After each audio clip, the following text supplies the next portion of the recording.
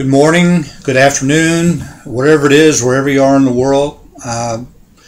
Wanted to try to give you some encouragement today. Obviously, you've clicked on a link to get some information on how you could help somebody stay sober, or to cause someone to stop drinking or taking drugs. And I would like to just encourage you today. That's what this video is all about, and try to give you a few tips that might help you. The first thing I would suggest to you is remind yourself as you're going through this that this too is going to pass. That's a saying we used to say in the AA program. I've been sober a lot of years now. Haven't been to meetings in a lot of years, but that's one of them we used to say. And I've carried that through my life, and I want you to try to take that on and think about that. You might be a teenager in a home. You might be a young person and your dad's coming home drunk. Your mom's drinking. You might be a parent who has a son that's taking drugs or drinking, and you just feel like it's going to last forever and it's never going to get better. And I'd like to say to you that everything changes. Everything is temporary, and this is not going to last forever. And my hope for you is that you will remind yourself of that each day. Another tip that I would give you is that you would put some boundaries up for yourself. If you're a young person in the home, that's a little hard to do when your parent comes home drunk. You know, I endured that as a child and as a teenager, and there's nothing worse than somebody coming home drunk, knocking the windows out, or beating your mother, and I understand that. And, you know, especially for you, I'd like to say, just know, you know, it's not going to last forever. You are going to grow up. Hopefully they're going to get sober before you do. Maybe you're the wife in the home and the husband is coming home. Set some boundaries. Look, you lose yourself when you're in the middle of alcoholism and drug addiction. Families they have a lot of challenges as a result of that. And you end up losing who you are. And I would say to you, is take care of yourself. Set some boundaries, because when you set boundaries and you don't take on the feelings and the responsibility and the behavior of the other person, that causes them to start to look at themselves. And a lot of times when we're alcoholics or whatever the situation is, we want to blame everybody else around us. We'll look for an excuse to drink. You know, when I was a young married kid, I would get mad at my wife so I could run out and go drink. So don't take that on, and set some boundaries up for yourself, what you're willing to put up with and what you're not. Now, if you're trying to get them to stop drinking or taking pills, hiding the bottle is not going to help. You know, it might for a day, it might till they can find another one, but most people are going to find a way to drink, or they're going to find a way to get some pills. So that's really not going to help you to do that. I would encourage you to not enable them. Don't run around babying people and trying to keep them sober physically, because you can't do that.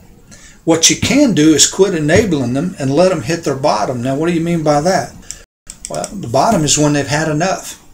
And when they see you living your life and your life isn't intertwined with theirs, sometimes it'll cause them to say, you know what, I need to change. And people have to go through pain, and you have to let them go through the pain, because without the pain, they're not going to stop doing what they're doing. People change for two reasons. One is for pleasure, and one is to avoid pain. And people run from pain. So don't try to take that away. Let them have their pain.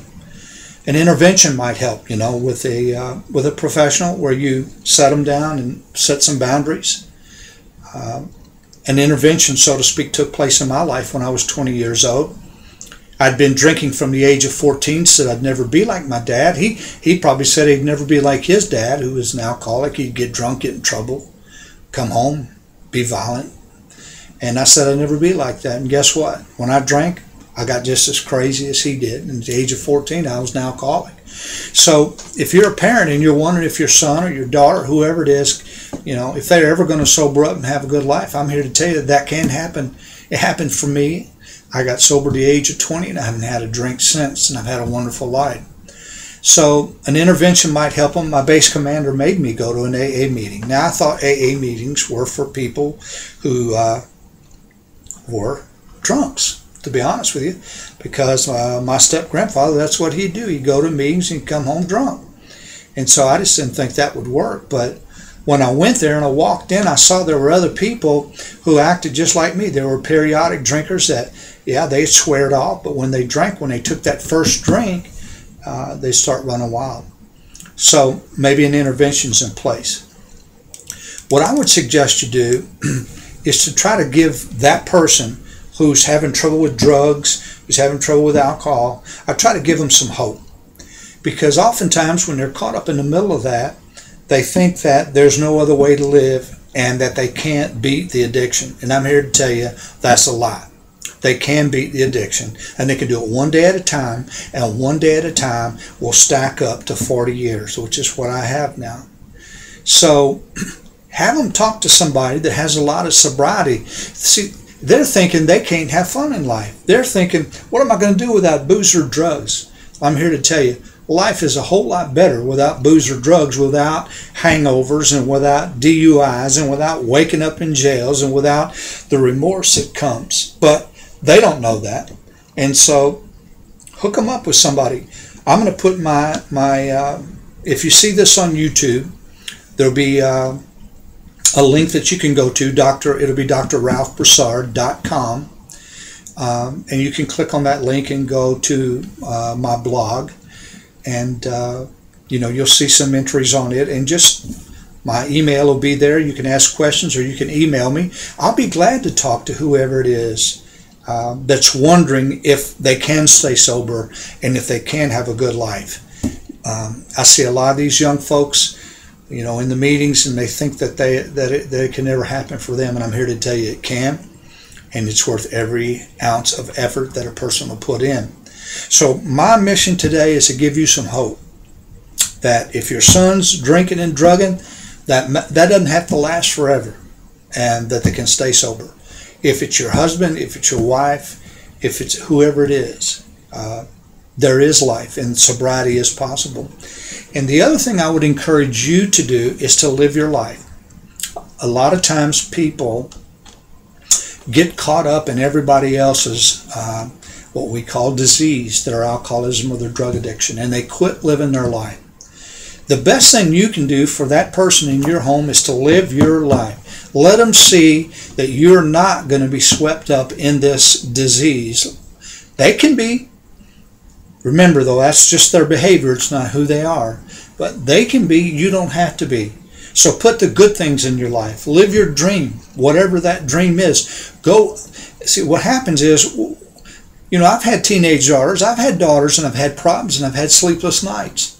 And when we focus on that and we don't have another life or a life or a dream or things that we enjoy outside of that, we get consumed by it. And so I would encourage you to start living your life. Hope this helps. I wish I could make them stop doing whatever it is you want them to do. All I can do is offer some hope. If you need somebody to talk to, you can email me. It's Dr. B. That's DOCTORB, as in boy, Dr. B, 3204@gmail.com. You guys have a great day.